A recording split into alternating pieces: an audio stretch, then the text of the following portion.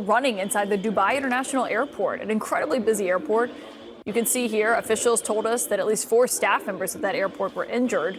I'm joined tonight by retired Major General Randy Manner, who joins us. He's currently stuck in Dubai, I should know. And can you just first tell us what's been going on there, and in terms of, has there been any word on when you may be able to travel? So, two things. I'd like to, first of all, my thoughts are with the U.S. military members and their families, particularly those that were killed or wounded, plus, of course, their families back home that are very worried about them. And then also all the civilians in the Middle East who have been killed or injured. And then lastly, of course, the hundreds of thousands of travelers like myself who are obviously stuck here in the Middle East during this time of war. It was rather surreal about arriving in Abu Dhabi at the airport while missiles were flying. It was very calm and very unusual. We could hear missile impacts over at the U.S. airbase that were about 20 miles away from that airport, and seeing F-35s streaking through the air now and then. But again, very surreal. You can imagine that many of the family members of all of us that are stuck here in the Middle East, especially in my case, obviously with the military, not quite as worried about my personal safety. But for those people who have no experience in dealing with this, it is very disconcerting, let alone, of course, the impact on all the people here in the Middle East.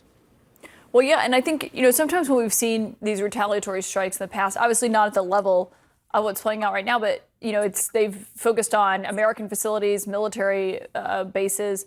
I mean, yesterday we saw shrapnel hitting and a strike happening over near the Fairmont Hotel. I mean, in a very busy, very populated area in some of these countries where Iran is striking.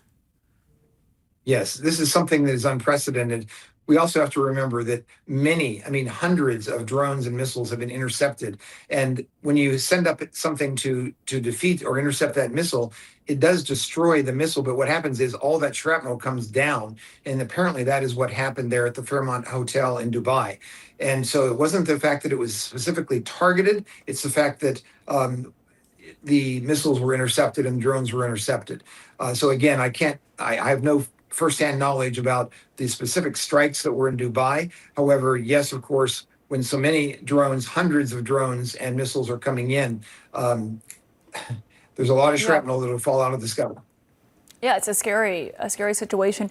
Can I just get your perspective on, we were just talking to Kristen about how the president got back to the White House tonight. He commented on new statues that he's installed in the Rose Garden, but he didn't answer shouted questions from reporters on Iran. He hasn't answered questions on camera about this yet. Given the significance of this and the huge impact this could have on his legacy, whether you like what he's doing in Iran and you support the killing of the supreme leader, or you're skeptical and have questions about it, do you find it unusual that the White House and the administration is not taking questions on this in a public format? It's extremely disconcerting for the American people to not hear from their elected leader. The president has the obligation to be able to speak to all of us, to be able to explain what is going on, and to do so, of course, through the media. So it is very disconcerting about what apparently is going on. Plus, of course, the news blackout by the administration. That is just very unusual, and I am personally concerned about it. We need to hear from the president. We'll see if we do tomorrow at our next opportunity. Major General Randy Manner, thank you for being here. I hope you get home safe. We're thinking of you, and I'm so glad you said what you did about the families of those U.S. forces, because all of our thoughts are with them as they are getting incredibly devastating news tonight. Of course. Thank you.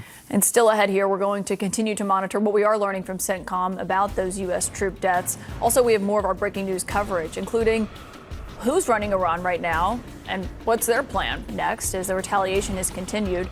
Also, Congress is ready to debate and vote on President Trump's war powers after they were blindsided and did not give approval before the strikes on Iran happened. Democrats say people need to go on the record about whether or not they support this. We'll be having more right after this.